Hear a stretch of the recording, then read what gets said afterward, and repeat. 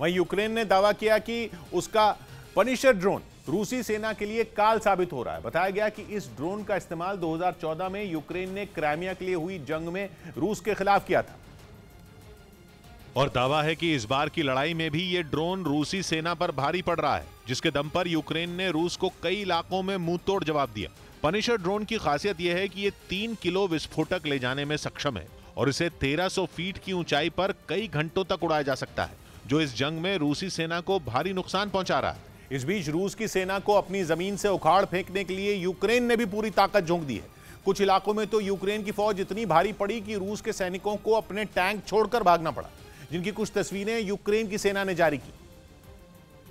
जिनमें एक तस्वीर में एक खेत में वीरान पड़े रूसी टैंक को यूक्रेन की सेना अपने टैंक में बांधकर खींचती दिखी। दावा है कि युद्ध के दौरान यूक्रेन के सैनिकों के सामने टैंक पर सवार रूस के फौजी नहीं टिक पाए और अपनी जान बचाने के लिए वो भाग खड़े हुए, जिसके बाद उस टैंक पर यूक्रेन की फौज ने कब्जा कर लिया। इतना ही नहीं, एक दूसरी तस्वीर में एक ट्रैक्टर रूसी टैंक को सड़क पर खींचता दिखा। बताया गया कि जमीन पर हो रही दोनों देशों की सेनाओं की लड़ाई में जब यूक्रेन का पलड़ा भारी पड़ा तो रूस के सैनिकों ने टैंक छोड़कर भागने में ही अपनी भलाई समझी, जिसके बाद उसके टैंक को भी यूक्रेन ने अपने कब्जे में ले लिया।